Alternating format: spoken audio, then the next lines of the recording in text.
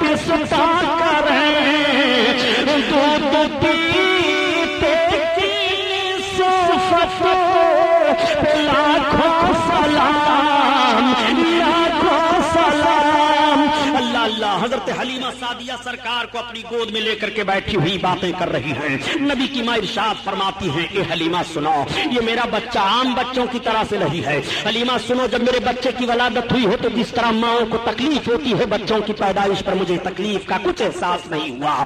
نبی کی ماں بیان فرماتی ہیں اے حلیمہ، میرا بچہ جب پیدا ہوا اور ان کے دادا جان جب لے کر کے کعبہ کی طرف گئے ہیں تو کعبہ جھک گیا ہے۔ اے حلیمہ، جب میرا بچہ پیدا ہوا تو میرے مکان کے صحن میں آسمان سے چاند اور ستارے جھکے چلے آ رہے تھے۔ میرا بچہ عام بچوں کی طرح سے نہیں ہے۔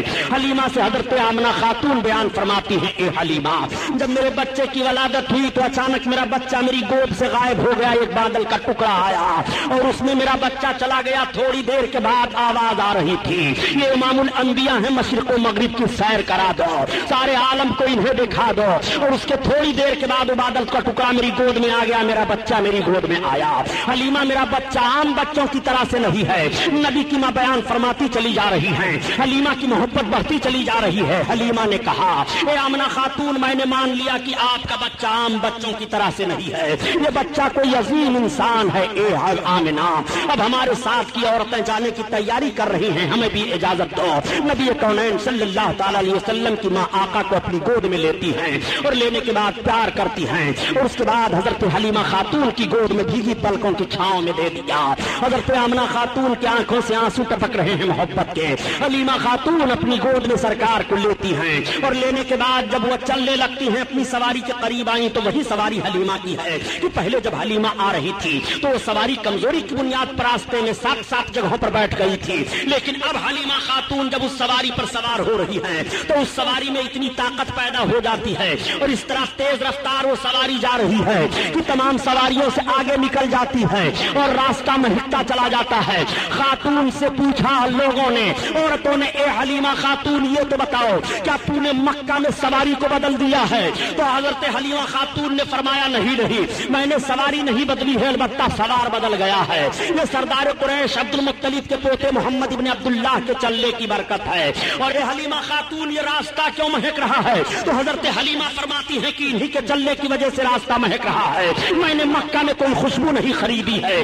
اعلیٰ حضرت عظیم البرکت اسی طرف اشارہ فرما رہے ہیں کہ ان کی مہک نے دل کے غنچے کھلا دیے ہیں، ان کی مہک نے دل کے غنچے کھلا دیے ہیں، جس راہ چل گئے ہیں کوچے بسا دیے ہیں، کوچے بسا دیے ہیں۔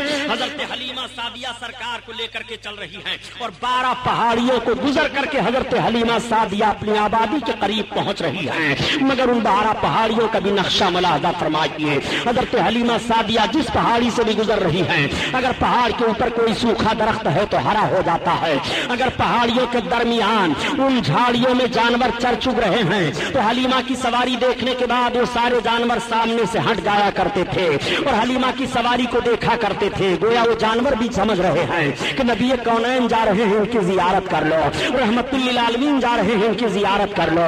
آقا کریم سوار ہو کر کے جا رہے ہیں، آگے سے ہٹ جاؤ۔ آقا کریم صلی اللہ تعالی علیہ وسلم کو لے کر کے جب حضرت حلیمہ سعدیہ اپنی آبادی میں پہنچی ہیں تو ان کی پوری آبادی مہکنے لگی ہے۔ آبادی کے لوگ قحط سالی کے شکار ہو گئے تھے، مگر بارش ہو جاتی ہے اور پوری آبادی پانی سے سیراب ہو جاتی ہے، تمام درخت لہلہانے لگتے ہیں اور تمام درختوں میں پھل آ جاتے ہیں۔ حضرت حلیمہ خاتون اپنے شوہر سے کہتی ہیں کہ جانوروں کا دودھ نکالو، اور جب وہ جانوروں کا دودھ نکالتے ہیں تو سارے جانوروں کے تھن خشک ہو گئے تھے، مگر سارے جانوروں کے تھن دودھ سے بھرے ہوئے ہیں۔ وہ دودھ نکالتے ہیں تو ان کے گھر کا سارا برتن دودھ سے بھر جاتا ہے۔ لوگوں نے پوچھا اے حلیمہ، یہ تیرے جانور اتنا دودھ کیسے دے رہے ہیں؟ تو حلیمہ نے کہا میرے ہی جانور نہیں بلکہ آبادی کے سارے جانوروں کو دیکھو، اب سارے لوگ دیکھ رہے ہیں تو سارے جانوروں کے تھن دودھ سے بھرے ہوئے ہیں۔ حلیمہ نے کہا कहा ये सरदार कुरैश अब्दुल मुत्तलिब के पोते मोहम्मद इब्न अब्दुल्लाह के आने की बरकत है। अब सारे लोग सरकार की जियारत कर रहे हैं और कह रहे हैं, ए हलीमा, आज तक हमारी आबादी में इतना अजीम शान बच्चा नहीं आया, इतना हसीन जमील बच्चा नहीं आया, इतना खूबसूरत बच्चा नहीं आया। हलीमा तुम बहुत बरकत वाला बच्चा लेकर के आई हो। सारे लोग हलीमा को मुबारकबाद पेश कर रहे हैं और कह रहे हैं, ए हलीमा, वाकई तू मुबारकबाद के लायक है कि सरदार कुरैश का ये पोता तू लेकर के आई है। वाकई इन जैसा हसीन जमील हमारी निगाहों ने आज तक नहीं देखा। इन्हीं के आने की वजह से बारिश हुई है, इन्हीं के आने की वजह से हमारी आबादी महक रही है, इन्हीं के आने की वजह से जानवरों के थन दूध से भर गए हैं।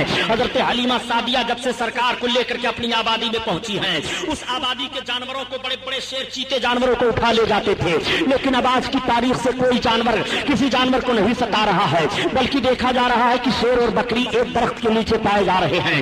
ना तो बकरी शेर के खौफ से भाग रही है और ना तो शेर बकरी पर हमला कर रहा है। आका करीम सल्लल्लाहु अलैहि वसल्लम की अजमत मुलाहजा फरमाते चलिए।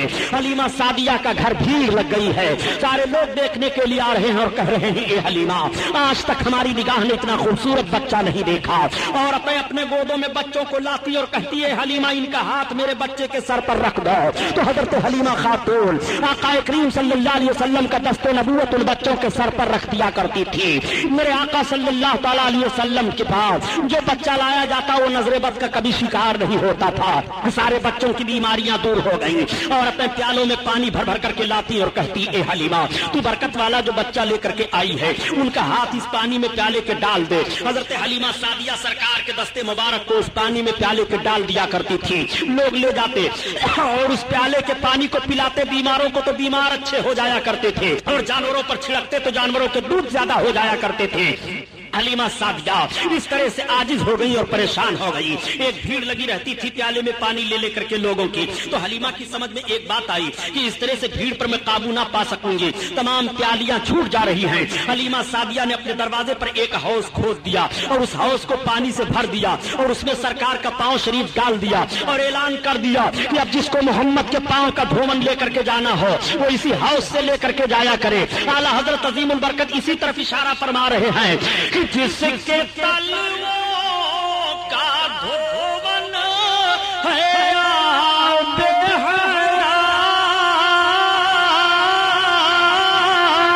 है वो जान मसीहा हमारा नबी, हमारा नबी है वो जान मसीहा हमारा नबी, हमारा नबी। अल्लाह अल्लाह लारे रिसालत। अब आप जरा गौर फरमाइए, अभी नबूवत रिसालत का ऐलान नहीं हुआ और सरकार के मुकद्दस पांव शरीफ का धोवन पिया जा रहा है, बीमार शिफा पा रहे हैं और जानवरों पर डाला जा रहा है तो जानवरों के दूध ज्यादा हो रहे हैं। हलीमा सादिया फरमाती हैं कि जिस तरह से बच्चे साल में बढ़ते हैं, मोहम्मद के जिस्मानी बढ़ने का हाल ये था कि वो महीने में उतना बढ़ रहे थे। हलीमा सादिया फरमाती हैं कि जब तक मैं उनको जी भर करके देख नहीं लेती थी मुझे सुकून नहीं मिलता था। हजरत हलीमा फरमाती हैं कि जैसे आम बच्चों की खिदमत पर माओं को तकलीफ हुआ करती है, मुझे इस तरह मोहम्मद की खिदमत पर कभी भी कोई तकलीफ ना हुई। हलीमा सादिया फरमा रही हैं कि जब वो जिस्म के तौर पर बढ़ रहे थे तो उनका हाल ये था कि खुशबू तो फैलती ही रहती थी और जिसमें से खुशबू आती ही तो रहती थी। मैं जब बिस्तर से उठाती तो बिस्तरा महकता रहता था और अपने आने के बाद कहती है, ए हलीमा, ए सादिया, ये तो कितना मुबारक और खुशबूदार बच्चा लेकर के आई है कि जिस जगह ये लेटे वो जगह महक जाती है, जिस मकान में ये रहे वो मकान महक जाता है। हजरत हलीमा सादिया आका करीम सल्लल्लाहु तआला अलैहि वसल्लम को एक रोज दूध पिलाती हैं और दूध पिलाने के बाद रात की तारीकी है, चांद निकला है, चांदनी फैली है, सुला देती हैं। आज भी माओं की आदत होती है कि माएं जब अपने बच्चों को दूध पिलाती हैं और दूध पिलाने के बाद सुला देती हैं तो देख लेती हैं कि मेरा बच्चा सो रहा है कि जाग रहा है। अगर बच्चा सो जाता है तो माँ मुतमईन हो जाती है और अगर बच्चा जागता होता है तो माँ अपने बच्चे को थपकियां दे दे करके सुलाने की कोशिश करती है। ठीक हजरत हलीमा सादिया ने सरकार को दूध पिलाया और दूध पिलाने के बाद सुला दिया। अब हजरत हलीमा कह रही है कि मैंने गौर किया कि लाओ देखो मोहम्मद सो रहे हैं कि जाग रहे हैं। तो हलीमा कहती है जैसे मेरी निगाह पड़ी तो मैंने देखा कि उनकी एक उंगली दाहिनी तरफ जा रही है और कभी बाईं तरफ जा रही है और कभी सरहाने की तरफ जा रही है और कभी पांती की जानिब जा रही है। हलीमा कहती है जब मैंने गौर किया तो मोहम्मद की उंगली जिधर जिधर जा रही थी आसमान पर चांद उसी तरफ जा रहा था। अगर वो अपनी उंगली दाहिनी तरफ ले जा रहे हैं तो चांद दाहिनी तरफ जा रहा है, अगर उंगली को सरहाने की तरफ ले जा रहे हैं तो चांद सरहाने की तरफ जा रहा है, अगर उंगली को पांती की जानिब ले जा रहे हैं तो चांद पांती की जानिब जा रहा है। जिधर जिधर उनकी उंगली घूम रही है आसमान पर चांद उसी तरफ घूम रहा है। आला हजरत अजीमुल बरकत इसी तरफ इशारा फरमाते हैं कि चांद झुक जाता जिधर उंगली उठाते महद में क्या ही चलता था इशारों पर खिलौना नूर का। आइए तकरीर। नारे तकबीर, नारे रिसालत, नारे रिसालत, जश्न रहमतुल्लिल आलमीन हज़रत अल्लामा मौलाना गुलाम मोहम्मद साहब कुबरा। नारे तकबीर, सुभानअल्लाह सल्लल्लाहु तआला अलैहि वसल्लम का करीमाना हाल मुलाहजा फरमाइए। हजरत हलीमा सादिया फरमाती हैं कि मैं देख करके दंग रह गई। हजरत हलीमा फरमाती हैं ये मोहम्मद का आलम है। तमाम औरतों से हजरत हलीमा सादिया जिक्र कर रही हैं। आकाए करीम सल्लल्लाहु तआला अलैहि वसल्लम हजरत हलीमा की गोद में हैं। औरतें देखने के बाद कहती हैं हलीमा कितना बरकत वाला बच्चा लेकर के आई हो, पूरे कबीले साद में शोहरा है। आकाए करीम की बरकतें जाहिर हैं। हलीमा सादिया सरकार को दूध पिला रही हैं और बयान देती हैं जिस तरह से बच्चों की खिदमत और परवरिश को माओ को तकलीफ होती है मुझे कभी भी इसका एहसास नहीं हुआ। मेरे आका सल्लल्लाहु तआला अलैहि वसल्लम दूध पीना जब छोड़ देते हैं तो हजरत हलीमा सादिया सरकार को लेकर के आपकी माँ के पास आ गई और फिर इजाजत लेती है। कहती है बहन आमना खातून इनको हमारे पास चंद बरस और रहने दो।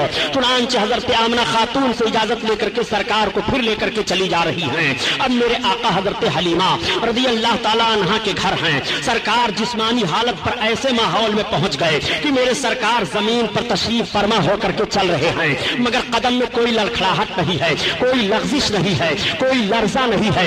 देखने वाले देख करके हैरान रह जाते हैं। ए हलीमा तूने जिस बच्चे की खिदमत की है इनका चलना जरा देखो। और बच्चे जब चलते हैं तो अपने दोनों पांव के बल घिसकते हुए चलते हैं, मगर मेरे सरकार कभी पांव के बल घिसकते हुए नहीं चले, मुकम्मल सीधे अंदाज से खड़े होकर के चल रहे हैं। और कदम में लग़ज़िश और लर्जा नहीं है, बल्कि अक्ल आवाज दे रही है हमको बनना है निशाने राह मंजिल। दोस्तों हम अगर भटके तो कितने कारवां खो जाएंगे। करीम सल्लल्लाहु अलैहि वसल्लम इस तरह से चल रहे हैं। देखने के बाद लोग आशाश कर रहे हैं और ताज्जुब कर रहे हैं और सारे बच्चों की चाल देख रहे हैं, मगर मेरे आका की रफ्तार अजीब है, मिसाल नहीं है। मेरे सरकार के चलने का कोई जवाब नहीं है। तमाम कबीला के मर्द और औरतें देख करके सब हैरान रह जाते हैं। हलीमा जरा इनका चलना देखो, वाकई बहुत बरकत वाला बच्चा लेकर के आई हो हलीमा। आज तक इस रफ्तार से हम लोगों ने बच्चों को चलते हुए नहीं देखा। मेरे सरकार अच्छे अंदाज से चल रहे हैं। इस्लामिया कैसेट कंपनी मालेगांव की जानिब से अकायद व अमाल को संवारने वाली बेहतरीन कैसेटें, मौलाना गुलाम मोहिउद्दीन सुभानी साहब की कैसेटें, प्यारे नबी की प्यारी जिंदगी, क़यामत का मंजर, इल्म गैब, तौबा, शान गौसे आज़म, इस्लाम और खून। इसके अलावा हर किस्म की सीडी और किताबों के लिए इस्लामिया कैसेट कंपनी पवार गली मालेगांव जिला नासिक और मकतबे रजा 26 कामबेकर स्ट्रीट बम्बई नंबर 3 से राब्ता कायम करें। एक मर्तबा मेरे आका सल्लल्लाहु तआला अलैहि वसल्लम ने हजरत हलीमा सादिया से इरशाद फरमाया अन्नी ये तो बताओ कि अब्दुल्लाह कहाँ जाया करते हैं। हजरत हलीमा के लड़के अब्दुल्लाह थे। तब तक हलीमा ने अर्ज किया बेटा तुम्हारे भाई अब्दुल्लाह जंगल में बकरियों को लेकर के चराने के लिए जाया करते हैं। आका ने इरशाद फरमाया अन्नी कल से मैं भी जाना चाहता हूँ। हलीमा अर्ज करती है बेटा मैं तुम्हें हुक्म तो नहीं दे सकती, मगर जाना चाहते हो तो तुम्हारे लिए कोई रोक नहीं है। जब शाम को हजरत अब्दुल्लाह हजरत हलीमा के लड़के आए घर तो हजरत हलीमा ने बयान दिया बेटा कल जब तुम बकरियों को लेकर के जाना तो अपने हिजाजी भाई मोहम्मद को भी लेते जाना साथ में। آج جب کچھ لوگ کہہ دیا کرتے ہیں کہ نبی کریم صلی اللہ تعالیٰ علیہ وسلم بکریاں چراتے تھے، میں عرض کرتا ہوں پیارے ذرا جملہ سنبھالو تاکہ ایمان کا جنازہ نہ نکلنے پائے۔ میرے آقا صرف بکریاں ہی چرایا نہیں کرتے تھے بلکہ بکریوں کے چرانے کا پس منظر بھی ملاحظہ کیا ہے۔ میرے سرکار بکریاں چرانے تو ضرور جا رہے ہیں جنگل میں، مگر اس ماحول پر نگاہ تو رکھو تاکہ عظمت مصطفیٰ تمہارے دل میں بیٹھ جائے اور تمہارے ایمان کا جنازہ نہ نکلنے پائے۔ آقا کریم صلی اللہ تعالیٰ علیہ وسلم صبح جب ہوئی، حضرت عبداللہ نے اپنی بکریوں کو کھول کر کے کٹگھرے سے نکالنا چاہا، بکریاں ساری نکل آتی ہیں، میرے آقا بھی تشریف فرما ہو گئے۔ اب عبداللہ ہانک رہے ہیں بکریوں کو مگر بکریاں چل نہیں رہی ہیں۔ عبداللہ نے حضرت حلیمہ کو پکارا، امی یہ بکریاں تو چل نہیں رہی ہیں۔ تب تک حضرت حلیمہ نے دیکھا اور دیکھنے کے بعد کہا، اے بیٹا عبداللہ یہ بکریاں محمد کے آگے آگے نہیں چلیں گی، تم محمد کو لے کر کے آگے ہو جاؤ پھر بکریاں آگے آگے پیچھے چلیں گی۔ میں عرض کرتا ہوں اے مسلمانوں یہ جانور بھی پہچان رہے ہیں کہ نبی ہے ان کے آگے آگے نہ چلو، یہ رحمت للعالمین ہے ان کے آگے آگے نہ چلو، یہ بشیر ہے ان کے آگے آگے نہ چلو، امام الانبیاء ہیں ان کے آگے آگے نہ چلو۔ جانور تو نبی کو پہچان رہے ہیں کہ ان کے آگے آگے نہ چلو۔ یہ کیسے جانور ہیں جو نبی سے بڑھنے کی کوشش کر رہے ہیں، سبحان اللہ کوشش کر رہے ہیں۔ اسی لیے میں عرض کرتا ہوں پیارے نبی کو پہچانتا کون نہیں ہے؟ نبی کو سب پہچان رہے ہیں، نبی کو بہرو پر پہچان رہے ہیں، نبی کو خشک و تر پہچان رہے ہیں، نبی کو زمین پہچان رہی ہے، نبی کو آسمان پہچان رہا ہے، نبی کو چاند و سورج پہچان رہے ہیں، نبی کو خشکی تری پہچان رہی ہے، نبی کو ہوا فضا پہچان رہی ہے، نبی کو شجر و حجر پہچان رہے ہیں، نبی کو جمادات و نباتات پہچان رہے ہیں، سب نبی کو پہچان رہے ہیں۔ اگر نبی کو کوئی نہیں پہچان رہا ہے تو یا تو وہ سرکس انسان ہے جو نبی کو نہیں پہچان رہا ہے، سرکس جن ہے جو نبی کو نہیں پہچان رہا ہے، ورنہ نبی کو کون نہیں پہچانتا ہے؟ یہ آقا کریم صلی اللہ علیہ وسلم ہے جن کے آگے آگے جانور نہیں چل رہے ہیں۔ اب آقا کریم صلی اللہ علیہ وسلم آگے چل رہے ہیں اور ساری بکریوں کو عبداللہ ہانکتے ہیں تو بکریاں پیچھے چلی جا رہی ہیں۔ جب میرے آقا جنگل میں تشریف فرما ہوئے بکریاں تو چلی گئی پہاڑیوں کے اندر جھاڑیوں میں چرنے لگی۔ آقا کریم صلی اللہ تعالیٰ علیہ وسلم چل رہے ہیں تو سخت پتھروں پر سرکار کے نشانے قدم پڑ رہے ہیں۔ عبداللہ دیکھ کر کے حیران رہ جاتے ہیں اور جب میرے آقا درخت کے نیچے کھڑے ہوئے تو درخت کا سایہ دوسری جانب تھا مگر میرے سرکار جس طرف تشریف فرما ہوئے درخت کا سایہ اسی طرف چلا آیا اور جب سرکار درخت کے قریب جانے لگے تو درخت سرکار کی طرف جھک گیا۔ حضرت عبداللہ دیکھ کر کے حیران رہ جاتے ہیں۔ جب شام ہو گئی آئے تو اپنی ماں سے بیان کیا، امی غضب ہو گیا۔ کہا کیا؟ کہا آج عجیب معاملہ میں نے محمد کے ساتھ دیکھا۔ کہا کیا تم نے دیکھا؟ کہا یہ جب جا رہے تھے تو ریتیلی زمین پر ان کے قدم پڑتے تھے تو نشان نہیں ظاہر ہوتے تھے مگر سخت پتھروں پر قدم رکھتے تھے تو پتھروں پر ان کے پیروں کے نشان ظاہر ہو جایا کرتے تھے۔ حضرت حلیمہ بیان فرماتی ہے بیٹا کسی سے کہنا نہیں، اور امی یہی نہیں بلکہ جس درخت کے نیچے ہم گئے اس درخت کا سایہ اسی طرف چلا آیا، اور امی یہی نہیں بلکہ جب ہم درخت کے پاس جانے لگے تو درخت جھک گیا ہے۔ امی میں گھبرا گیا تھا۔ حضرت حلیمہ کہتی ہے بیٹا تمہیں گھبرانے کی ضرورت نہیں ہے، محمد سے اس طرح سے بہت ساری باتیں کو دیکھنے کی ملی ہیں، یہ بہت عظیم انسان ہیں، یہ بہت برکت والے ہیں۔ آج پھر میرے سرکار جنگل میں تشریف لے گئے۔ اب جب میرے آقا جنگل میں تشریف لے گئے پہاڑیوں کے درمیان تو پہاڑیوں کے اندر جتنے چرند پرند تھے وہ سب کے سب اڑ کر کے آ کر کے اسی درخت پر بیٹھ گئے اور منڈلانے لگے، گویا سرکار کی زیارت کر رہے ہیں۔ تمام جانور جنگل سے نکل آئے اور وہ سرکار کی طرف دیکھ رہے ہیں اور دیکھنے کے بعد اپنی پیشانی کو زمین پر رکھ رہے ہیں اور رکھنے کے بعد وہ جنگل کی طرف چلے جا رہے ہیں۔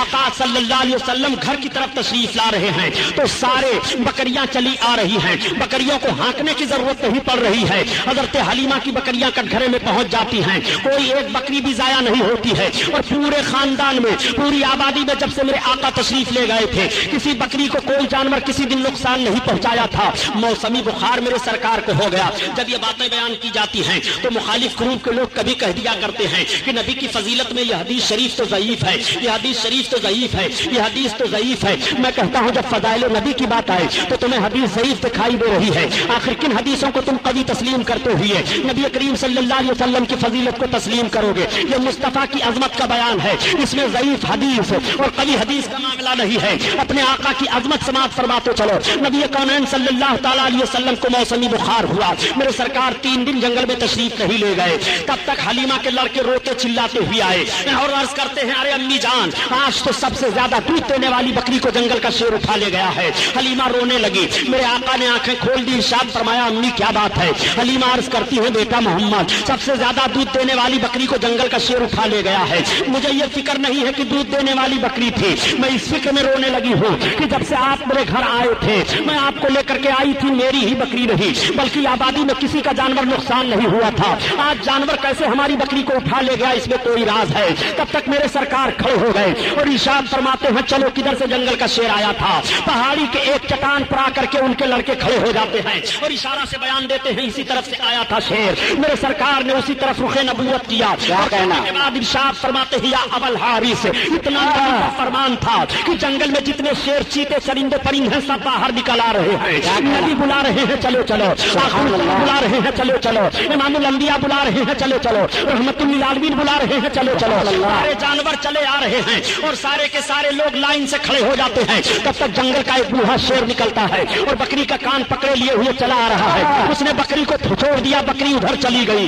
हजरत हलीमा सरकार का चेहरा देख रही हैं। मेरे आका ने जानवरों से इरशाद फरमाया, मेरी बकरी क्यों उठा ले गए थे? तो हलीमा कह रही है कि मोहम्मद की बोली तो मैं समझ रही थी, मगर जानवर क्या बोल रहे थे इसको मैं न समझ पाई। हलीमा ने दामन थामा, अर्ज किया, बेटा जानवर तुमसे कैसी बातें कर रहे थे? तो आका इरशाद फरमाते हैं, ए अम्मी, जब मैंने उन जानवरों से पूछा कि मेरी बकरी क्यों उठा ले गए थे, तो उन जानवरों ने यही जवाब दिया कि आज 3 दिन का अरसा गुजर गया था, आप आए नहीं थे, आपका चेहरा देखने को नहीं मिला था। तो सारे जानवरों ने मशवरा किया कि हलीमा की बकरी उठा लाओ, छुड़ाने के लिए आप ही आ जाएंगे और आप ही की जियारत नसीब हो जाएगी, इसलिए काम किया गया। जानवर हैं जो नबी का चेहरा देखने के लिए तरस रहे हैं और जंगल के जानवर सरकार का चेहरा देखने के लिए निकल आ रहे हैं। यही वजह है कि हलीमा के घर जब तक मेरे आका हैं, आबादी के लोग जब जाते सवेरे तो सरकार का मुकद्दस चेहरा देख कर जाते और हलीमा से कहते, ए हलीमा, मोहम्मद का चेहरा हमें दिखा दिया करो। जब उनका चेहरा हम देख करके जाया करते हैं तो हमारा दिल भलाई से गुजर जाया करता है। ए हलीमा, जब हम उनका चेहरा देख करके जाते हैं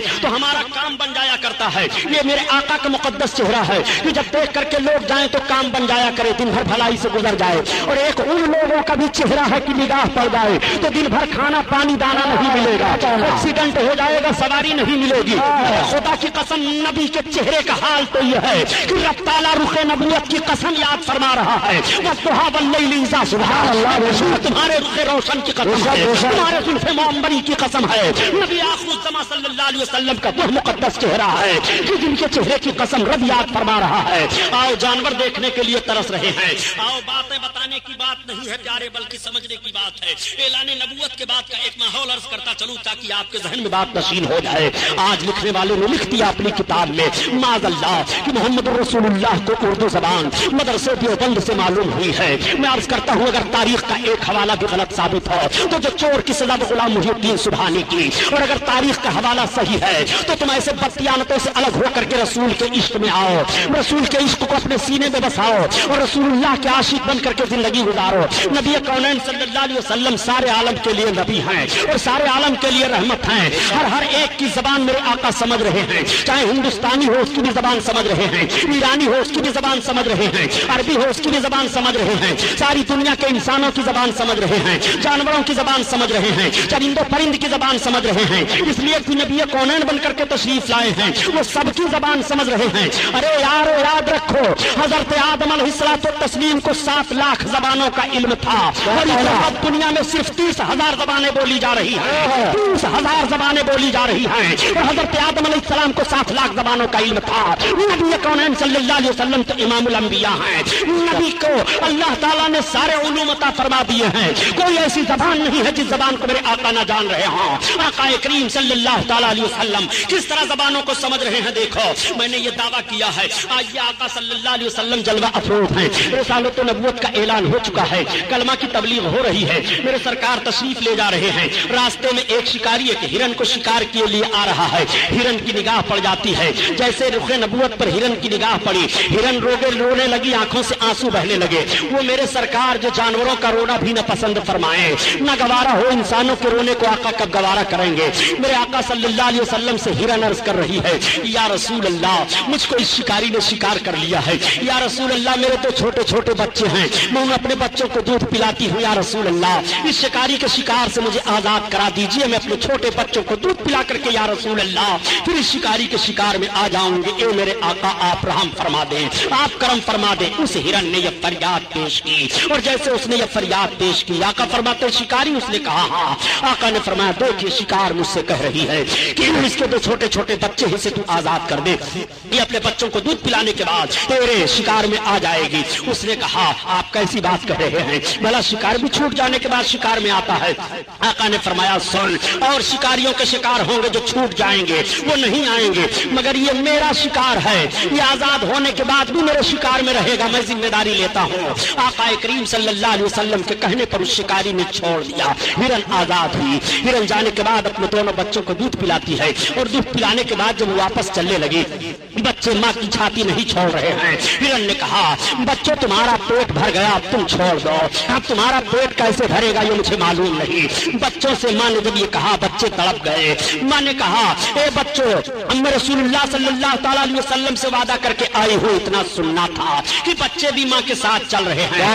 ہرن آ رہی ہے, آقا تشریف فرما ہے, سرکار کی نگاہ نبوت پڑی, ارشاد فرماتے او شکاری وہ دیکھ تیرا شکار آ رہا ہے. جیسے اس کی نگاہ پڑی کہ ہرن آ رہی ہے, اس کے ساتھ دونوں بچے بھی آ رہے ہیں. اس نے عرض کیا یا رسول اللہ اب ہمیں آپ اپنے شکار میں لیجئے, بعد میں میں شکار کو لوں گا. سرکار کا کلمہ پڑھا, اسلام میں داخل ہو گیا. آقا کریم صلی اللہ علیہ وسلم نے کس طرح سے ہرن کو آزادی دلائی ہے. میرے سرکار ہرن کی بھی فریاد کو پہنچ رہے ہیں اور اس کی بھی بولی سمجھ رہے ہیں. آؤ سرکار کی بارگاہ میں ایک صحابی حاضر آئے اور عرض کرتے ہیں یا رسول اللہ میرا اونٹ دیوانہ ہو گیا ہے, سرکار میں جب اس کے قریب جاتا ہوں تو کاٹنے دوڑتا ہے. آقا تشریف لے گئے صحابی کے باغ میں جہاں پر وہ اونٹ تھا. صحابی نے عرض کیا یا رسول اللہ اونٹ کے قریب نہ جائیں, ایسا نہ ہو کہ اونٹ آپ کو تکلیف دے دے. آقا فرماتے ہیں گھبرانے کی ضرورت نہیں ہے. جب اونٹ کے قریب گئے تو سرکار اونٹ کے قریب بڑھا, اور قریب بڑھنے کے بعد آقا کے قدم مبارک پر اپنے منہ کو رکھ دیا, اور رکھنے کے بعد بلبلانے لگا اور عرض کرنے لگا یا رسول اللہ یہ میرا مالک ہے, یہ میرا مالک مجھ سے کام زیادہ لیتا ہے اور مجھے چارہ کم دیتا ہے. یا رسول اللہ میرا جسم کمزور ہو گیا. ایک صحابی سنو, یہ اونٹ مجھ سے کہہ رہا ہے کہ تم اس کو چارہ کم دے رہے ہو اور اس سے کام زیادہ لے رہے ہو, یہ کمزور ہو گیا ہے, تم اس کو چارہ زیادہ دیا کرو, جب یہ توانا ہو جائے تب تم اس سے کام لینا. اسی موقع پر میرے آقا نے ارشاد فرمایا کہ تم اپنے جانوروں کو دن رات میں 70 بار دانا اور پانی دیا کرو. جس نبی نے جانوروں پر اتنا رحم فرمایا ہو اس نبی کا رحم و کرم ہوگا. وہ نبی سارے عالم کے لیے رحمت بن کر کے تشریف لائے ہیں, وہ رحمت للعالمین ہے. جانوروں پر کس طرح رحمت ہو رہی ہے, میرے سرکار نے جانوروں پر کس طرح کرم فرمایا ہے. میرے آقا تشریف فرما ہے, تب تک پرندے حاضر ہو جاتے ہیں اور عرض کرتے ہیں یا رسول اللہ یہ آپ کی امت کے چھوٹے چھوٹے بچے ہمارے گھونسلوں کو اجاڑ دیا کرتے ہیں. یا رسول اللہ ہم پرندے تنکوں کو چک چک کر کے لاتے ہیں اور گھونسلے بناتے ہیں, سرکار اپنے ان امت کے بچوں کو آپ منع فرما دے. آقا نے ارشاد فرمایا اے صحابیوں تم اپنے بچوں کو روک دو, کوئی بچہ کسی پرندے کے گھونسلے کو نہ اجاڑے. جس رسول نے پرندوں کے گھونسلے تک کی حفاظت اس نبی کے امتیوں کے مکان جلائے جا رہے ہیں, اس نبی کے امتیوں کی دکان جلائی جا رہی ہیں, اس نبی کے امتیوں کی عبادت گاہیں پھونکی جا رہی ہیں. میں کہنا چاہتا ہوں رسول کائنات نے کتنا رحم و کرم فرمایا ہے جانوروں پر, سرکار نے کتنا کرم فرمایا ہے ان دو زبانوں پر. آقا کریم صلی اللہ تعالی علیہ وسلم سب کی زبان سمجھ رہے ہیں. شیر چیتے تعظیم کر رہے ہیں, درخت نبی کے قدموں پر جھک رہا ہے. اسی لیے تو اعلیٰ حضرت عظیم البرکت فرماتے ہیں اے لوگوں جب نبی کونین جانوروں کی فریاد کو پہنچ رہے ہیں تو نبی کی بارگاہ میں امتی فریاد کرے تو نبی امتی کی فریاد کو کیوں نہیں پہنچیں گے. اسی لیے تو اعلیٰ حضرت عظیم البرکت فرماتے ہیں کہ فریاد امتی جو کرے حال زار میں ممکن نہیں کہ خیر بشر کو خبر نہ ہو, خیر بشر کو خبر نہ ہو. ہاں یہی کرتی ہے چڑیا فریاد, ہاں یہی چاہتی ہے داد. میرے مولا کی ہے بس یہی شان عظیم, جانور بھی کریں جن کی تعظیم, سنگ کرتے ہیں ادب سے عظیم پہ سجدے میں گرا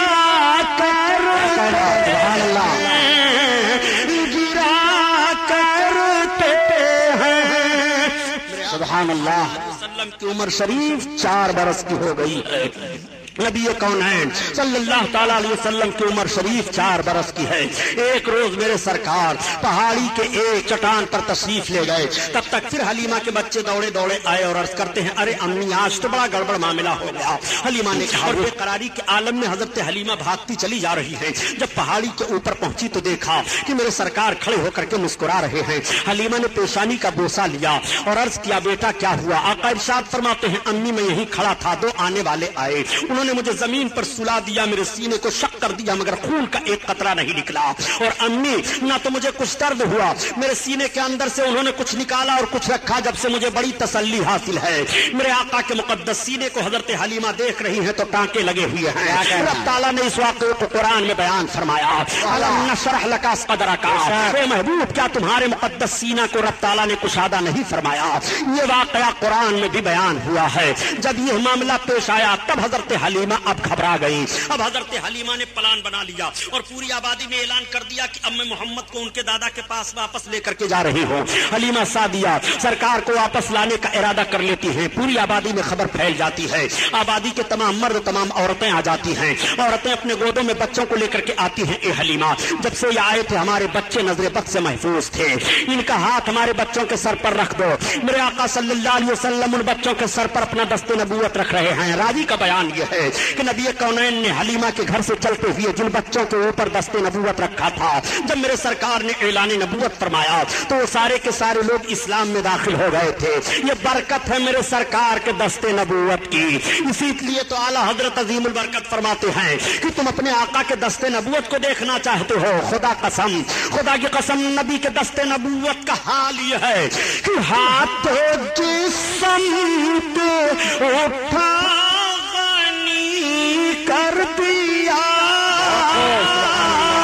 موجے بہار سماعت پہ لاکھوں سلام، لاکھوں سلام.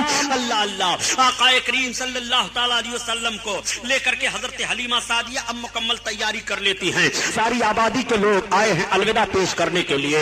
آقا کو حلیمہ سعدیہ لے کر کے چل رہی ہیں. عورتیں بھیگ گئی ہیں روتے روتے، ان کی پلکیں، مردوں کے پلکیں بھیگ گئی ہیں روتے روتے. اے حلیمہ برکت والا بچہ تم لے کر جا رہی ہو. حلیمہ ہماری آبادی کتنی خوشحال تھی. حلیمہ ہم کسی مصیبت و پریشانی میں نہیں تھے. حلیمہ جب سے یہ آئے تھے ہم نے بیماری کا منہ نہیں دیکھا تھا. حلیمہ ان کو تم لے کر کے جا رہی ہو. حلیمہ سعدیہ اب اپنی آبادی سے سرکار کو لے کر کے چلی ہیں. حلیمہ چلتی چلی آ رہی ہیں. ایک منزل پر ایسی جگہ حضرت حلیمہ پہنچی کہ پہاڑی کے درمیان ایک کنواں تھا. اس کنویں پر ایک عورت زارو قطار رو رہی تھی. تب تک حلیمہ سعدیہ پہنچ گئی. حضرت حلیمہ کو عورت دیکھتی ہے تو بڑھ کر کے لپٹ جاتی ہے اور عرض کرتی ہے اے آنے والی خاتون تم کون ہو؟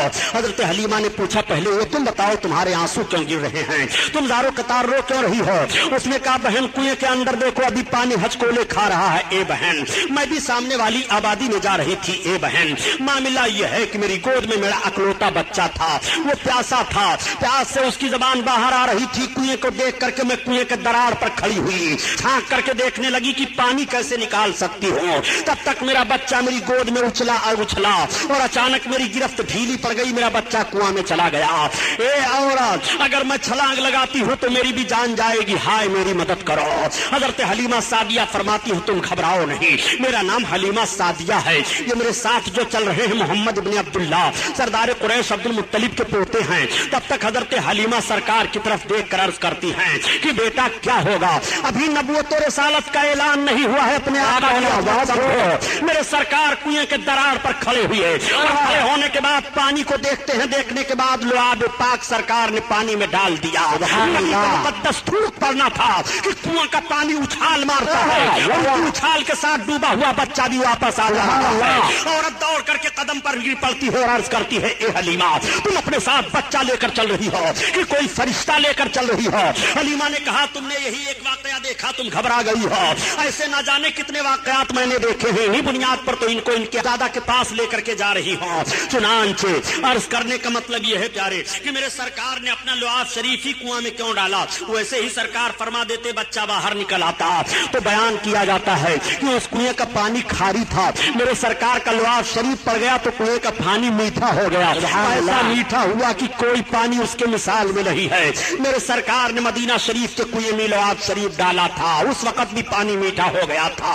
اعلیٰ حضرت عظیم البرکت اسی لیے فرماتے ہیں کہ یہ نبی کا مقدس تھوک ہے کہ اگر پانی میں پڑ جائے پانی کھاری ہو تو میٹھا ہو جا رہا ہے، اس پانی کو پی لو تو صحت مند ہو جاؤ، اس پانی کو پیو تو پیاس دور ہو جائے، اس پانی کا کوئی مقابلہ نہیں کر سکتا ہے۔ نبی کا لعاب شریف پڑا ہے، اسی لیے تو اعلیٰ حضرت عظیم البرکت فرماتے ہیں کہ جس سے کھاری کوئی شیریں جا بنے اس زلال حلاوت پہ لاکھوں سلام، لاکھوں سلام۔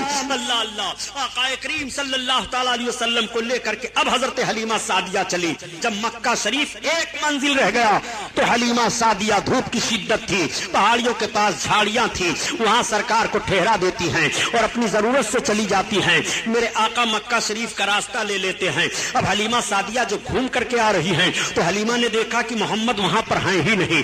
حلیمہ بہت پریشان ہو گئی، چیخنے لگی، چلانے لگی اور آواز دینے لگی سرکار کو۔ حلیمہ رو رہی ہے پہاڑیوں کے درمیان، حلیمہ چیخ رہی ہے، چلا رہی ہیں، روتی ہوئی پہاڑیوں کے درمیان چل رہی تھی کہ ایک بوڑھا عرب ملا۔ اس نے پوچھا خاتون تم کون ہو؟ حلیمہ نے بتایا کہ میں حلیمہ سعدیہ ہوں، میں قبیلے سعد سے آ رہی تھی، میرا بچہ غائب ہو گیا ہے۔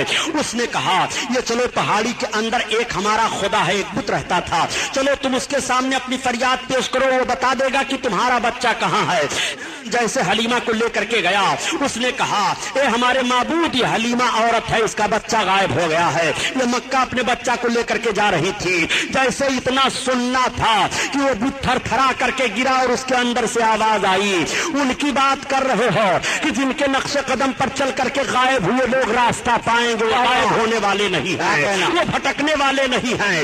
حلیمہ وہاں سے ہٹ آئی۔ اب یہ اطلاع مکہ میں بھی پہنچ گئی تھی۔ معاملہ یہ ہوا کہ میرے سرکار جب اس حال جھاڑی سے گئے تو روایتوں میں بات آتی ہے کہ ابو جہل آ رہا تھا۔ اس وقت اس کو ابو جہل نہیں کہا جاتا تھا بلکہ پورے مکہ میں وہ ابو الحکم کہا جاتا تھا۔ وہ آ رہا تھا، اس نے دیکھا، جیسے دیکھا تو پوچھا سرکار سے۔ آقا نے بتایا کہ میں محمد ابن عبداللہ ہوں۔ اتنا سننا تھا، وہ اپنی سواری سے اتر پڑا اور اترنے کے بعد سرکار کو بٹھا لیا اور آگے بیٹھ کر کے چلنے لگا۔ اب سواری نہیں چل رہی ہے، وہ بہت پریشان ہو گیا۔ پھر سرکار کو آگے بیٹھایا اور پیچھے اپنا بیٹھا، اب سواری ہانک رہا ہے تو سواری بھاگتی چلی جا رہی ہے۔ گویا اس سواری کو بھی معلوم ہے کہ دشمن رسول آگے بیٹھے اور سرکار پیچھے بیٹھے، میں نہیں جاؤں گی۔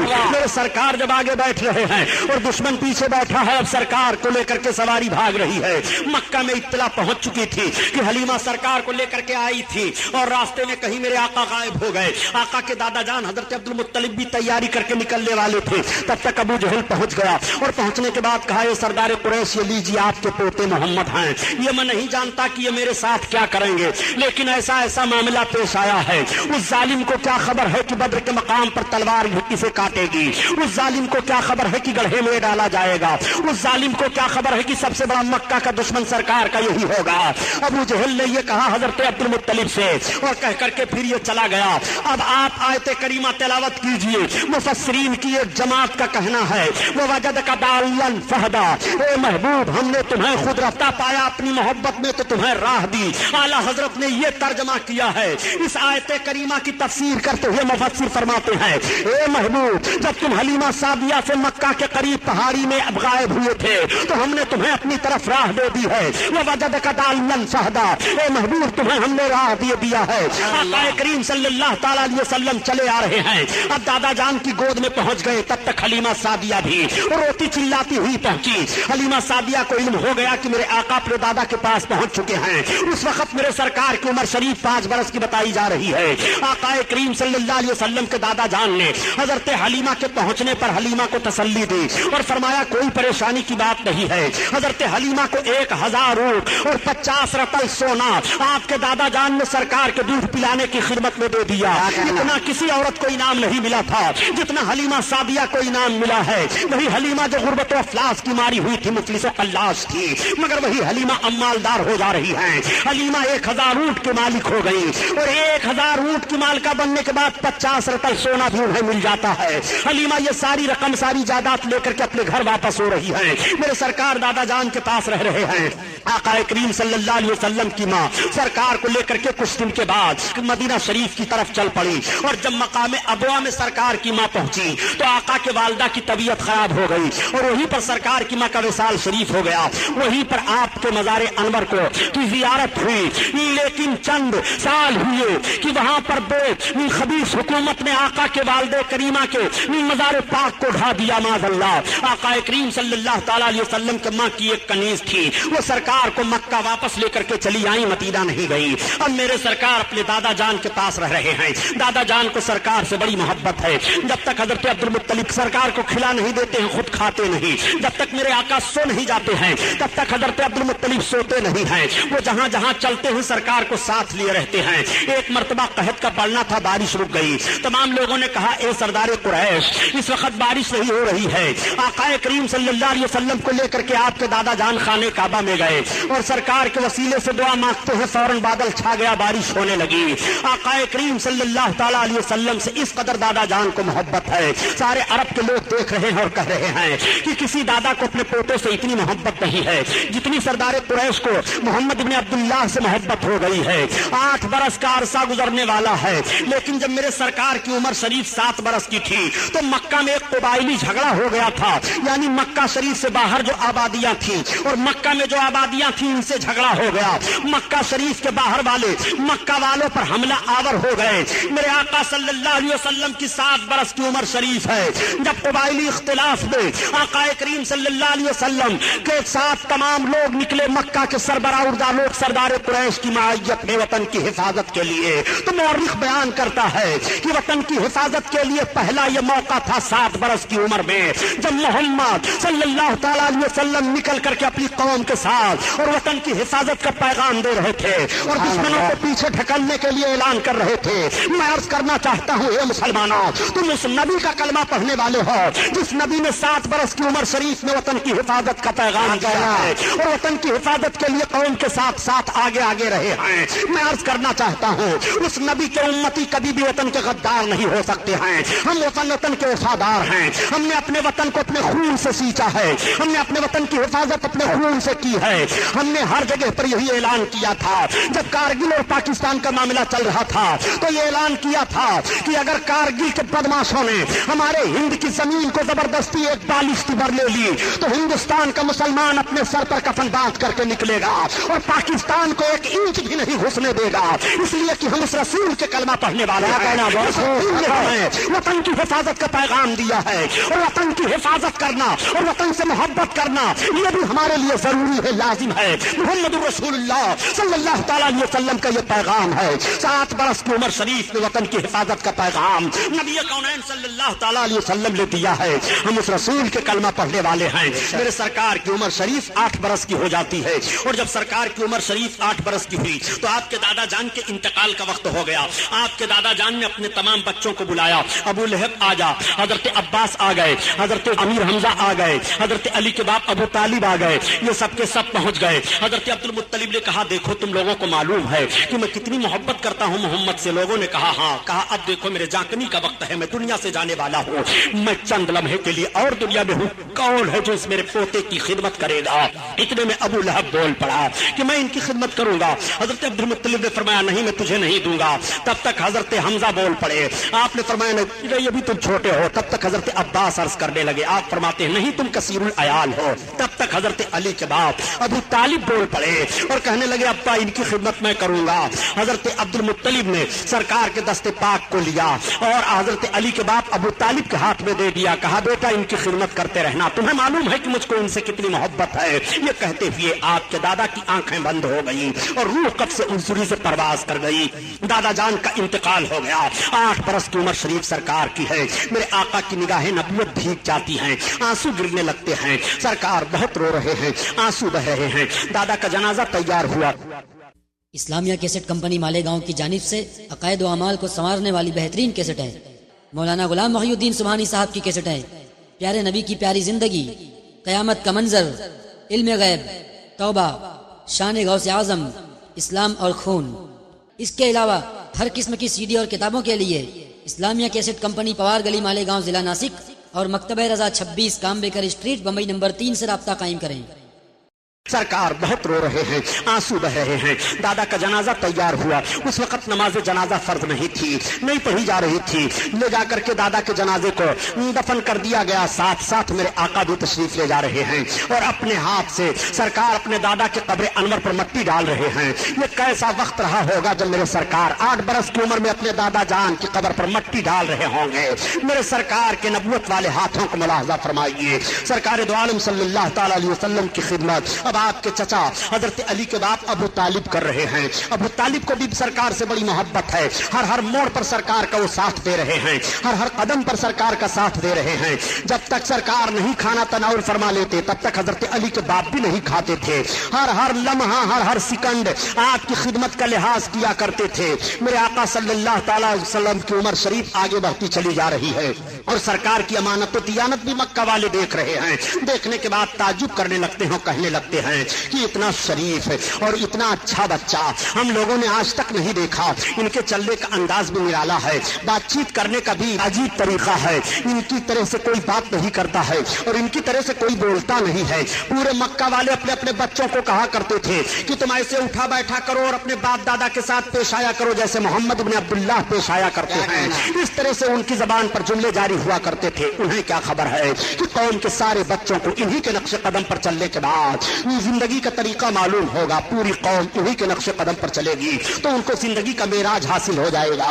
وہ اپنے مقصد زندگی کو حاصل کر لیں گے. انہیں نہیں معلوم ہے آقا کونین صلی اللہ تعالی علیہ وسلم کی عمر شریف آگے بڑھتی چلی جا رہی ہے. بتایا جاتا ہے کہ میرے سرکار کی عمر پاک 12 برس کی ہو گئی تو ایک روز آپ نے چچا جان سے فرمایا, اے چچا جان آپ کے اوپر اخراجات بہت ہیں, ذمہ داریاں بہت ہیں, اگر آپ اجازت دیں تو تجارت کرنے کے لیے میں بھی آپ کے ساتھ چلوں. حضرت علی کے باپ ابو طالب فرماتے ہیں کہ بیٹا میں آپ کو حکم نہیں دے سکتا لیکن چلنا چاہتے ہو تو ٹھیک ہے. چنانچہ تجارت کا سامان تیار ہوا اور سارے تاجر تیار ہوئے, میرے آقا بھی تیار ہو گئے. اب اس تجارتی قافلہ کے ساتھ میرے سرکار جا رہے ہیں. جب تجارتی قافلہ والوں کو پتا چلا کہ محمد بھی ہمارے ساتھ چل رہے ہیں تو پورا قافلہ بہت خوش تھا کہ آج بابرکت بچہ ہم لوگوں کے ساتھ چل رہا ہے, آج ان کے چلنے سے ہماری تجارت میں برکت ہوگی. چنانچہ تجارتی قافلہ رواں دواں چلا جا رہا ہے. جب شام ملک کے قریب تجارتی قافلہ پہنچا اور ایک جگہ اپنا پڑاؤ ڈالا تو وہاں ایک گرجا گھر تھا. گرجا گھر کے اندر سے ایک راہب نکلا اور نکلنے کے بعد اس نے پورے تجارتی قافلہ والوں کو دیکھا اور دیکھنے کے بعد پوچھا, یہ بتاؤ اس تجارتی قافلہ کا سردار کون ہے؟ کسی نے ابو طالب کی طرف اشارہ کر دیا کہ یہ ہیں. وہ گرجا گھر کا راہب ابو طالب کے پاس پہنچتا ہے اور پوچھتا ہے, یہ بتائیے کہ یہ لڑکا کس کے ساتھ میں ہے؟ حضرت علی کے باپ ابو طالب نے کہا, یہ میرے بھتیجے محمد ہیں. اس راہب نے نیچے سے اوپر دیکھا اور پھر اوپر سے نیچے دیکھا اور کہا, اے سردار قریش ابو طالب میں آپ سے عرض کرتا ہوں کہ آپ ان کو واپس لے کر کے واپس ہو جائیے, آپ آگے نہ بڑھیے. ان کے اندر نبی آخر الزماں ہونے کی تمام نشانیاں پائی جا رہی ہیں. یہود ان کو پہچان لیں گے تو تکلیف ہو جانے کا اندیشہ ہے, اس لیے میرا مشورہ یہ ہے کہ آپ واپس لے جائیے. چنانچہ ابو طالب حضرت علی کے بعد وہیں پر اپنے مال کو اونے پونے کر کے بیچ دیتے ہیں اور سرکار کو لے کر کے واپس آ جا رہے ہیں. آقا کریم مکہ شریف میں پھر تشریف لے آئے. میرے سرکار کی مقدس عمر کا حصہ 13واں برس کا لگا ہے, مگر میرے سرکار نے 13 اور 14 برس کے بیچ میں امانت و صداقت کا وہ ماحول مکہ میں چھوڑ دیا ہے کہ سارے مکہ کے لوگ آپ کو امین کہنا شروع کر دیتے ہیں اور آپ کو ثابت کہنا شروع کر دیتے ہیں. دوستو زندگی کا دو ہی رخ تو حسین ہوتا ہے, ایک رخ کا نام امانت ہے اور دوسرے رخ کا نام صداقت ہے. اگر نوجوان امین و صادق بن جائے تو معاشرے سے برائیاں ختم ہو سکتی ہیں. اگر نوجوان امین و صادق بن جائے تو برکتیں ہی برکتیں ہوں گی. اگر نوجوان امین و صادق بن جائے تو مائیں ستائی نہیں جائیں گی. اگر نوجوان امین و صادق بن جائیں تو غنڈہ گردی کا ماحول ختم ہو جائے گا. اگر نوجوان امین و صادق بن جائیں تو پریشانیاں دور ہو جائیں گی. اگر نوجوان امین و صادق بن جائیں تو دشواریوں کا سامنا نہیں کرنا پڑے گا. اگر نوجوان امین و صادق بن جائیں تو عیاشیوں کے اڈوں پر آگ لگ سکتی ہے, شراب خوری کا ماحول دور ہو سکتا ہے. زندگی کا دو ہی رخ تو عظیم الشان ہوتا ہے, ایک رخ کا نام امانت ہے اور دوسرے رخ کا نام صداقت ہے. پیغمبر اسلام صلی اللہ تعالیٰ علیہ وسلم نے اپنی 13 برس کی عمر شریف میں امانت و صداقت کا ایک عظیم الشان ماحول پیش فرمایا ہے. اے نوجوانوں, تمہیں امین بن کر کے جینا چاہیے, تمہیں صادق بن کر کے جینا چاہیے. مکہ والوں نے دیکھا کہ محمد کی زبان پر کبھی بھی کوئی جملہ غلط نہیں آیا ہے. مکہ والوں نے دیکھا کہ محمد نے کبھی بھی امانت میں خیانت نہیں کی ہے. جو چیز ان کے پاس رکھی جا رہی ہے وہ بہو اسی حالت میں پائی جا رہی ہے. جو وہ کہہ رہے ہیں سچ کہہ رہے ہیں, کبھی ان کی زبان پر غلط الفاظ نہیں آئے ہیں. اس بنیاد پر آپ صادق کہے جا رہے ہیں, آپ کو امین کہا جا رہا ہے. میرے سرکار اتنے رحم دل ہیں کہ ایک روز میرے آقا مکہ کی گلیوں سے گزر رہے تھے. ایک نوجوان اپنی بیوی کو مار رہا تھا. سرکار کی نگاہ پڑی, آقا نے فرمایا خبردار تم عورت کو نہ مارو. کیا تم عورت کو مار رہے ہو؟ تم نوجوان ہو, وہ تمہاری بیوی ہے, تم اپنی عورت کو مار رہے ہو. آخر تم بھی انسان ہو, وہ بھی انسان ہے. اس نوجوان نے کہا اے امین و صادق محمد, آپ آ گئے تو میں نے چھوڑ دیا اس کو مارنا, ورنہ سوچا تھا کہ اس کی ہڈی پسلی توڑ ڈالوں گا. اس عورت نے دیکھا, دیکھنے کے بعد کہا آہ یہ کتنے اچھے نوجوان ہیں, جب ان کو دوسرے کی عورت کے ساتھ اس طرح رحم دلی ہے تو اپنی بیوی کے ساتھ یہ کس طرح رحم دل سے پیش آئیں گے. ان کا ماحول اپنی بیوی کے ساتھ کیسا ہوگا. ایک روز میرے سرکار تشریف لے جا رہے ہیں, ایک مالک اپنے غلام کو مار رہا ہے. سرکار کی نگاہ پڑی, آقا ٹھہر گئے, فرماتے خبردار مالک سے غلام کو مارو نہیں, تم غلام کو مار رہے ہو, انسان ہو, یہ بھی انسان ہے, اور اتنا ظلم کر رہے ہو. اس نے کہا اے محمد, اگر آپ نہ آئے ہوتے تو آج میں نے سوچا تھا کہ اس کے جسم کی چمڑیاں ادھیڑ ڈالوں گا, مگر آپ آ گئے تو اب میں نہیں ماروں گا. اس غلام نے ایک آہ لی اور عرض کیا اے آسمان و زمین کے مالک, یہ کیسے عرب ہیں, جب ان کا رحم و کرم دوسرے کے غلام کے ساتھ ایسا ہے تو اپنے غلام کے ساتھ یہ کتنا رحم کرتے ہوں گے. کاش ایسوں کی غلامی مل جائے تو زندگی کا مقصد حاصل ہو جائے. غلاموں کو کیا معلوم کہ غلامی کی زنجیریں یہی توڑیں گے, آزادیاں یہی دیں گے, سب کو آزادی انہی سے حاصل ہوگی. ان کو معلوم نہیں ہے, مگر میرے آقا ایک شاہراہ متعین فرما رہے ہیں, دستور حیات دے رہے ہیں. آقا کریم صلی اللہ تعالیٰ علیہ وسلم چلے جا رہے ہیں. 15-14 برس کی عمر شریف میرے آقا کی ہے. پورے مکہ میں آپ کی امانت و صداقت کا شہرہ ہو گیا ہے. امانت و صداقت کی ایک بات اور عرض کرتا چلو مسلمانوں, تم نوجوان ہو, امین بن کر جیو, تم صادق بن کر کے جیو. جب میرے سرکار نے اعلان نبوت فرمایا اور تمام لوگ جماعت در جماعت اسلام میں آنے لگے, حضرت خالد بن ولید رضی اللہ تعالیٰ عنہ بڑے عظیم صحابی گزرے ہیں. جب یہ دامن اسلام میں آئے اور فوج کے سپہ سالار منتخب ہوئے تو ملک روم پر حضرت خالد بن ولید نے ایک مرتبہ حملہ کیا تھا روم کے ایک شہر پر. آپ نے جب اس شہر پر حملہ کیا تو اس شہر کے سارے پادری باہر نکل آئے, اور نکلنے کے بعد ان پادریوں نے اسلامی لشکر کے ایک نوجوان سے کہا اے لشکری, یہ تو بتاؤ کہ تمہاری فوج کا سپہ سالار کون ہے. کسی نے بتا دیا ہماری فوج کا سپہ سالار وہ ہیں. حضرت خالد بن ولید کے پاس پادری جاتا ہے اور اس نے کہا آپ اسلامی فوج کا سپہ سالار ہو. حضرت خالد بن ولید نے کہا ہاں میں بھی اسلامی فوج کا خادم ہوں, بتائیے کہنا کیا ہے. ان پادریوں نے کہا خالد بن ولید سن لو, ہم آپ سے جنگ نہیں چاہ رہے ہیں, ہم آپ سے تلوار نہیں چلائیں گے. ہم شہر کے وہ 8 پادری ہیں کہ اگر ہم لوگ اپنے پورے شہر والوں سے کہہ دیں تو مرد عورت بوڑھے بچے جیت ہو یا ہار ہو یہ بات تو الگ ہے, مگر ہمارا کہنا اتنا مانتے ہیں کہ وہ اپنے سر پر کفن باندھ کر کے نکلیں گے, لیکن ہم آپ سے لڑائی نہیں چاہتے ہیں. تو حضرت خالد نے فرمایا پھر کیا چاہتے ہو؟ کہا ہم یہ چاہ رہے ہیں کہ آپ اپنی فوج کو لے کر کے سویرے سویرے ہمارے قلعہ کے دروازہ پر آ جائیے اور قلعہ کے دروازہ کو پار کر جائیے, ہماری بازار سے گزر جائیے. جب آپ گزر جائیں گے اپنے لشکریوں کو لے کر کے تو ہم آپ کو حوالے قلعہ کر دیں گے اور ہم سب آپ کے حوالے ہو جائیں گے. حضرت خالد بن ولید نے فرمایا یہ تو بہت آسان شرطیں ہیں, مجھے منظور ہیں. حواریوں نے اور لشکریوں نے کہا کہ ایسا تو نہیں ہے کہ اس کے پیچھے کوئی جنگی داؤ پیچ ہو. حضرت خالد بن ولید فرماتے ہیں گھبراؤ نہیں, اللہ ہمارے ساتھ ہے. جب صبح کا سفیدہ پھیلا حضرت خالد بن ولید اپنے گھوڑے پر سوار ہوئے اور اپنے نوجوانوں کو حکم دیا نوجوانوں میرے پیچھے پیچھے آؤ. قلعہ کے پاس گئے, دروازہ کھلا ہوا ہے, اپنے آپ کو دروازہ میں ڈال دیتے ہیں اور حضرت خالد بن ولید چلے جا رہے ہیں, پیچھے آپ کے تمام فوجی چلے جا رہے ہیں. جب آپ بازار میں پہنچے اور داہنی اور بائیں جانب دیکھتے ہیں تو آپ کی سمجھ میں بات آ گئی, آپ اپنی سواری سے نیچے اتر گئے اور اترنے کے بعد اپنے جوانوں کی طرف مخاطب ہو کر کے ارشاد فرماتے ہیں میری قوم کے بہادروں, میں سمجھ گیا کہ ان پادریوں نے یہ شرط کیوں لگائی تھی. آج تمہارے تقدس اور تمہاری پاکیزگی کا امتحان لیا جا رہا ہے. نوجوانوں سنو, انہوں نے اپنے بازار کو داہنی اور بائیں جانب حسین حسین لڑکیوں کو لا کر کے سجا دیا ہے. ان کا مقصد یہ ہے کہ جب نوجوان عرب گزریں گے ادھر سے اور ان کی نگاہیں اٹھیں گی تو ان کے ذہن و فکر میں ایک ایسا ماحول پیدا ہوگا, ایک ہیجانی کیفیت پیدا ہوگی کہ ان کا ذہن عیاشیوں کی طرف بھاگے گا اور ان کے قدم میں زلزلہ آ جائے گا, تلواریں ان کے ہاتھوں سے چھوٹ جائیں گی. میرے قوم کے بہادروں, آج تمہیں رسالت مآب صلی اللہ تعالی علیہ وسلم کا کردار پیش کرنا ہے. میرے آقا نے ارشاد فرمایا ہے کہ جب چلو تو اپنی نگاہوں کو نیچی کر کے چلو. نبی کے فرمان پر عمل کرو, قرآن کے حکم پر عمل کرو. اب تم سب کے سب اپنی نگاہوں کو نیچی کر کے چلو, نہ کوئی داہنی طرف دیکھے نہ کوئی بائیں جانب دیکھے. میرے پیچھے پیچھے آؤ. ساری قوم گزرتی چلی جا رہی ہے, سارے نوجوان چلے جا رہے ہیں, نہ کوئی داہنی طرف دیکھ رہا ہے نہ کوئی بائیں جانب دیکھ رہا ہے. اور آواز آ رہی ہے, نہ مڑ کر کے بے درد قاتل نے دیکھا تڑپتے رہے نینجا کیسے کیسے. سارے لشکری گزر جاتے ہیں اور سب گزر گئے تو وہ پادری حاضر ہوئے اور ان پادریوں نے کہا, اے اسلامی لشکر کے سپہ سالار, ہم نے مان لیا کہ جب اسلامی نوجوانوں کے ذہن و فکر اور نگاہوں کے تقدس کا یہ حال ہے تو مذہب اسلام کے اور افراد کے پاکیزہ ماحول کا حال کیا ہوگا.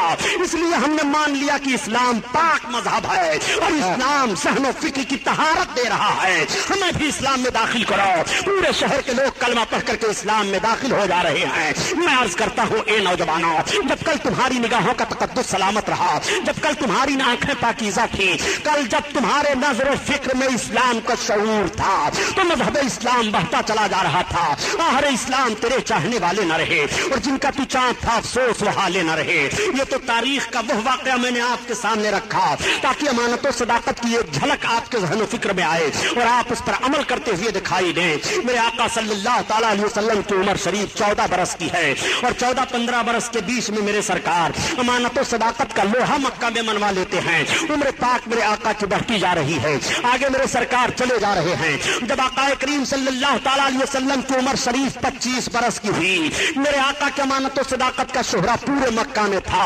اس وقت مکہ میں ایک خاتون تھی جن کا نام حضرت خدیجہ الکبریٰ ہے. حضرت خدیجہ دو اور شوہروں کی بیوہ تھی اور بہت مالدار خاتون تھی. ان کے پاس تجارت کا بہت مال تھا. حضرت خدیجہ نے چاہا کہ میں اپنے تجارت کے مال کو کسی دیانتدار تاجر کے حوالہ کر دوں تاکہ اس سے نفع میں بھی لوں اور وہ بھی نفع حاصل کرے. حضرت خدیجہ کی نگاہ جاتی ہے آقا کریم صلی اللہ تعالی علیہ وسلم پر. حضرت خدیجہ کی جب نکاح سرکار پر گئی اور حضرت خدیجہ نے سرکار سے راہ و رسم پیدا کیا تو اپنے مال تجارت کو حضرت خدیجہ نے دے دیا اور اپنے غلام کو بھی ساتھ میں کر دیا کہ ان کے ساتھ تجارت کرنے کے لیے جاؤ, ان کی حکم عدولی نہ کرنا اور ان کے ہر قدم پر ان کا حکم ماننا. غلام بھی ساتھ ہو لیتا ہے. میرے سرکار تجارتی قافلہ کے ساتھ 25 برس کی عمر شریف ہے, حضرت خدیجہ کے تجارت کے مال کو لے کر کے جا رہے ہیں. میرے سرکار جب مال تجارت کو لے کر کے گئے اور منڈی میں پہنچے تو سب سے پہلے آپ کا مال بکا, سب سے زیادہ آپ کے مال میں نفع ہوا. نبی کونین صلی اللہ تعالیٰ علیہ وسلم جب مال تجارت سے واپس ہونے لگے اور سارا تجارتی قافلہ واپس آ رہا ہے, مکہ والوں کو یہ اطلاع مل گئی کہ تجارتی قافلہ واپس آ رہا ہے تو جن عورتوں کے شوہر گئے ہوئے تھے وہ عورتیں اپنے مکان کے چھتوں پر چڑھ کر کے دیکھنے لگی, بچے اپنے باپوں کو دیکھنے لگے, بہنیں اپنے بھائیوں کو دیکھنے لگی. تو حضرت خدیجہ کہتی ہیں کہ جب یہ اطلاع ہم کو ملی کہ تجارتی قافلہ آ رہا ہے اور سارے لوگ اپنے اپنے لوگوں کو دیکھنے لگے, شاہراہوں پر کھڑے ہو گئے, تو حضرت خدیجہ کہتی ہیں کہ میں بھی اپنے مکان کے چھت پر چڑھی اور میں نے بھی سوچا کہ لاؤ میرے مال کو تجارت کے لیے محمد لے کر کے گئے تھے, وہ بھی آ رہے ہیں کہ نہیں دیکھوں. چنانچہ حضرت خدیجہ کہتی ہیں کہ جب میں اپنے مکان کے چھت سے دیکھنے لگی تو سب میں اونچے محمد دکھائی دے رہے تھے. سارے لوگوں کے پر تو دھوپ پڑ رہی ہے مگر محمد کے سر پر بادل سایہ کیے ہوئے چل رہا ہے اور وہ جو آگے بڑھ رہے ہیں, سایہ آگے بڑھتا چلا جا رہا ہے. میرے سرکار تشریف فرما ہوئے مکہ میں, تجارت کا حساب و کتاب ہوا, بڑا اچھا نفع ہوا. حضرت خدیجہ ایک روز خواب دیکھتی ہیں کہ آسمان سے چاند میری گود میں اتر رہا ہے اور وہ چاروں طرف پھیل گیا ہے. اس خواب کو انہوں نے اپنی سہیلی سے بیان کیا. ان کی سہیلی نے ان کے چچیرے بھائی ورقہ بن نوفل سے بیان کیا. ورقہ بن نوفل ان کے چچیرے بھائی تورات و زبور و انجیل کے بڑے بھاری عالم تھے. انہوں نے کہا اگر حقیقت میں خدیجہ نے ایک خواب دیکھا ہے تو ان قریب نبی آخر الزماں سے اس کا رشتہ نکاح ہوگا. حضرت خدیجہ جب اس خواب کے تعبیر کو سنتی ہیں تو سوچتی ہیں کہ میں نے تو عہد کر لیا ہے कि अब मैं शादी नहीं करूंगी, मैं 2 शौहरों की बेवा हो चुकी हूँ, मगर वो कौन नबी आखिर ज़मां है जिनसे मेरा रिश्ते निकाह होगा। पूरे मक्का के लोगों का जायजा लेती हैं, आका करीम सल्लल्लाहु अलैहि वसल्लम की मुकद्दस सूरत उनके ज़हन फिक्र में घूम घूम कर आती है। हजरत खदीजा को इतनी मोहब्बत पैदा हो गई कि कुछ ही रोज के बाद हजरत खदीजा ने सरकार की बारगाह में निकाह का पैगाम दे दिया। 40 बरस की उम्र शरीफ हजरत खदीजा की है और 25 बरस की उम्र शरीफ मेरे आका की है। ये पहली शादी मेरे सरकार की मक्का में होने जा रही है। आका करीम ने अपने चचा हजरत अली के बाप अबू तालिब से मशवरा किया। अबू तालिब ने कहा ठीक है, मुझे मंजूर है। खदीजा शरीफा मानी जा रही है, खदीजा तैयबा ताहरा मानी जा रही है, खदीजा एक बावकार औरत तस्लीम की जा रही है, तुम उनसे शादी करना चाहते हो, मुझे मंजूर है। तमाम खानदान के लोग इकट्ठा हो गए। उधर से हजरत खदीजा ने भी अपने खानदान को इकट्ठा कर लिया। वर्का बिन नौफल उनकी तरफ से बैठ गए और आका की तरफ से हजरत अली के बाप अबू तालिब बैठ गए। अब खुतबे निकाह पढ़ा जा रहा है। पहले जमाने में 4 तरह से निकाह हुआ करता था, 3 तरह का निकाह बातिल करार दे दिया गया और जो निकाह इस वक्त मुसलमानों में राइज है यही वो तरीका है जिस तरीके पर मेरे सरकार का निकाह हुआ है। नबी आखिर ज़मां का निकाह होने जा रहा है। मक्का के सरबराह लोग बैठे हुए हैं, मेरे सरकार दूल्हा बनकर के बैठे हुए हैं। मेरे आका दूल्हा बनकर के जब पहली बार मेरे आका की शादी हुई